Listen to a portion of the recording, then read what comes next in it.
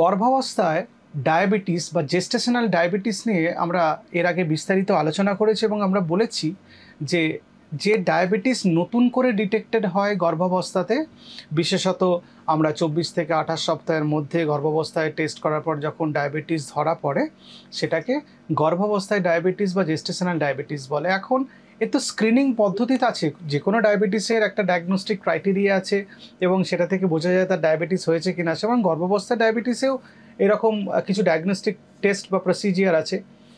সাধারণত যত প্রেগনেন্সি হয় তার 10% আমাদের গর্ভাবস্থায় ডায়াবেটিস ধরা পড়ে। মনে করুন 100 জন যদি গর্ভবতী মহিলা থাকেন, তাদের মধ্যে 10 জনের জেস্টেশনাল ডায়াবেটিস ডিটেক্ট হওয়ার সম্ভাবনা আছে। তো আমরা আজকে এই গর্ভাবস্থায় ডায়াবেটিসটা কিভাবে ডিটেক্টেড হয়, ডাক্তারবাবুরা কিভাবে বোঝেন যে ডায়াবেটিসটা হলো, সেই ব্যাপারে আলোচনা করব। আমরা এর আগের ভিডিওতে আলোচনা করেছি যে কী ভাবে হয়, কেন হয় গর্ভাবস্থায় ডায়াবেটিস, তার চিকিৎসা, এগুলো। আজকে শুধু টেস্ট, কারণ টেস্টটা নিয়ে অনেকের অনেক কোয়ারি থাকে, কিভাবে টেস্টগুলো পারফর্ম করতে হয়, শরীরের মধ্যে কোনো ক্ষতি হয় কি না, এইসব ব্যাপারে। নমস্কার, আমার নাম ডক্টর এস.এ. মল্লিক। আমি একজন জেনারেল ফিজিশিয়ান। আমি ডায়াবেটিস পেশেন্টদের চিকিৎসা করি এবং আমার এই কিছু ডায়াবেটিসের ভিডিও আছে ইউটিউবে, আপনারা সেগুলো দেখতে পারেন। আমার নাম দিয়ে সার্চ করতে পারেন, অথবা diabetes video by doctor S A. Mallick এরকম দিয়েও সার্চ করতে পারেন। তাহলে অনেক লিস্ট অফ ভিডিওস চলে আসবে এবং আমার অনেক শর্ট ভিডিও আছে। প্রায় টোটাল আমি দেখেছি 700-র মতো ভিডিও আছে চ্যানেলে, ইউটিউবে। হেলথ ইনসাইট চ্যানেলে প্রচুর ভিডিও আছে। হেলথ ইনসাইট চ্যানেলই আমাকে প্রথম ভিডিও করার জন্য উদ্বুদ্ধ করে এবং আমি তারপর থেকে ইউটিউবে আমি বলতে থাকি। তো হেলথ ইনসাইট চ্যানেলে পাবেন, প্লাস আমার চ্যানেলে ডক্টর এস.এ. মল্লিক চ্যানেলেও পাবেন। তো আজকে আমরা আলোচনা করব গর্ভাবস্থায় ডায়াবেটিস কিভাবে ডিটেক্টেড হয়। সাধারণত দুটো টেস্ট ডাক্তারবাবুরা প্রেসক্রাইব করে থাকেন। একটা গ্লুকোজ চ্যালেঞ্জ টেস্ট, যেটা একটা প্রিলিমিনারি টেস্ট বা স্ক্রিনিং টেস্ট আমরা বলতে পারি, আর একটা গ্লুকোজ টলারেন্স টেস্ট।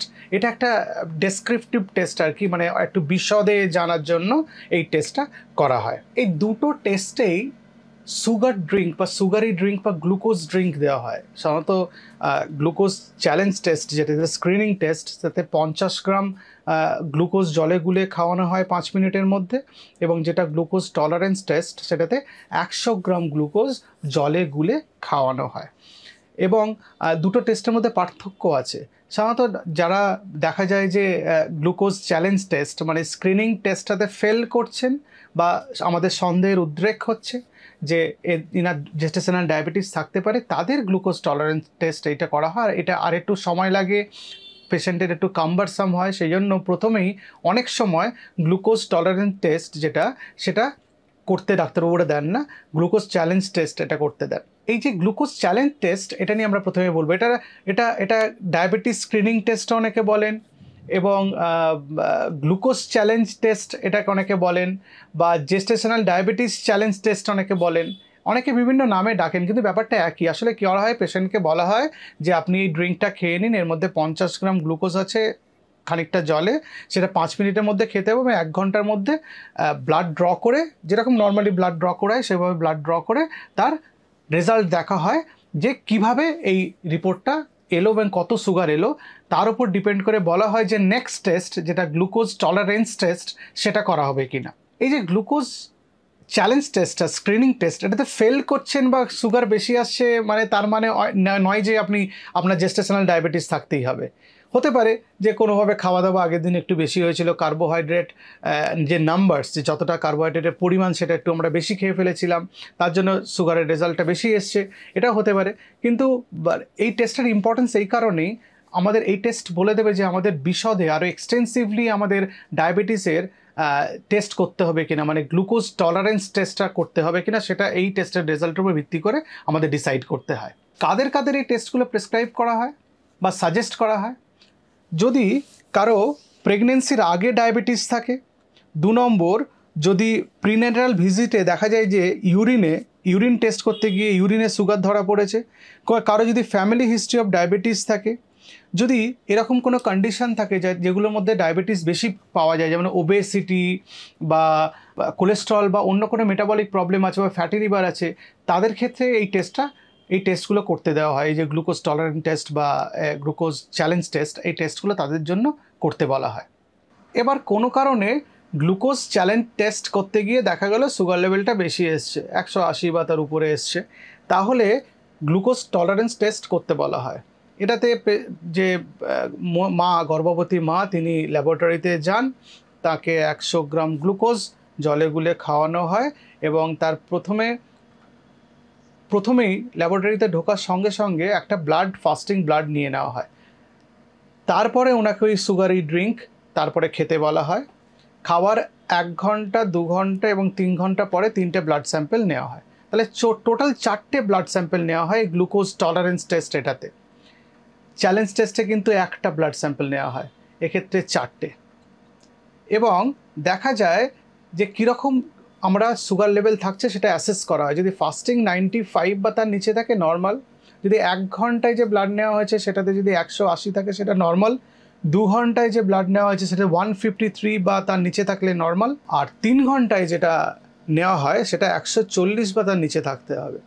সুতরাং যদি কোনো কারণে মনে করুন নাম্বারগুলো এরকম 95, 180, 153, 140, এবার কোনো কারণে 2 ঘন্টায় যে ব্লাড নেওয়া হয়েছে সেটা 170 এলো, তাহলে তো বেশি এলো, তাহলে ধরে নিতে হবে ওনার জেস্টেশনাল ডায়াবেটিস আছে।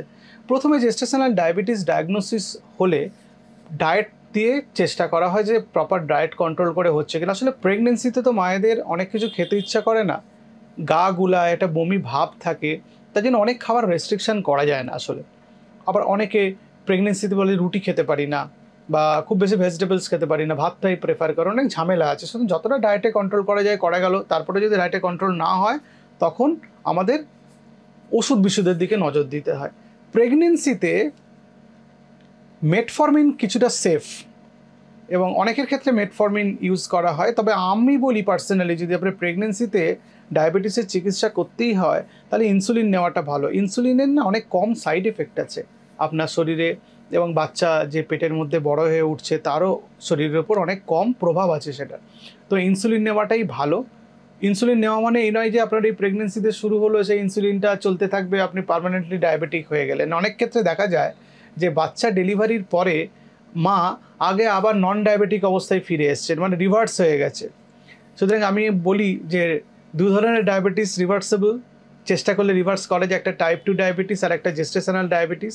এই জেস্টেশনাল ডায়াবেটিসটা অনেক সময় দেখা যায় প্রেগনেন্সি পরে রিভার্সড হয়ে গেছে, কারণ এই প্লাসেন্টা থেকে যে হিউম্যান প্লাসেন্টাল ল্যাক্টোজেন বা যে হরমোনগুলো বেরোতো যার জন্য এই ডায়াবেটিসটা হয়েছে আর কি, সেই হরমোনগুলো তো আর তখন থাকে না, তখন ডায়াবেটিসটা রিভার্স হয়ে যায়। তারপর প্রেগনেন্সিতে শরীরের মা অনেক সময় চেষ্টা করে ওজন কমিয়ে নিতে পারেন, তার ফলে অনেকের ক্ষেত্রে এই পুরো ট্রিটমেন্টটাই বন্ধ করে দিতে হয়, মানে একদম নন ডায়াবেটিক হয়ে যায়। তবে একটা জিনিস মনে রাখতে হবে, যাদের জেস্টেশনাল ডায়াবেটিস হচ্ছে, যেসব মাদের, তাদের যে বাচ্চা ডেলিভারি হচ্ছে, এই সব বাচ্চারও ভবিষ্যতে ডায়াবেটিস হওয়ার সম্ভাবনা আছে।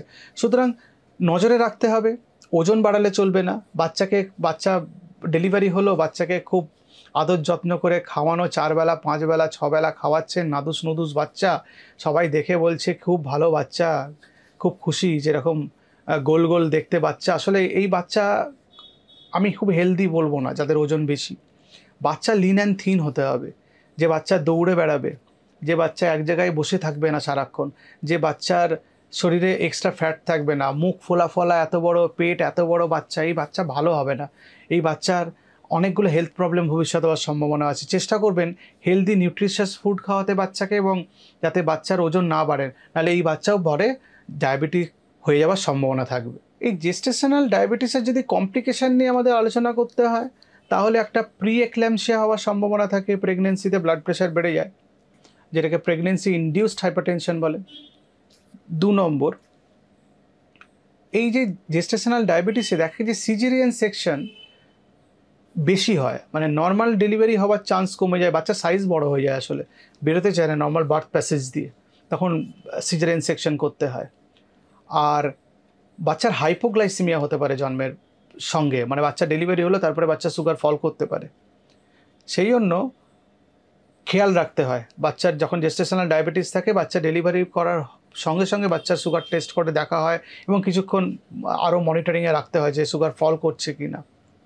আর একটা জিনিস যেটা একটু আগে বললাম, এই বাচ্চার ভবিষ্যতে ডায়াবেটিক হয়ে যাওয়ার সম্ভাবনা বেশি।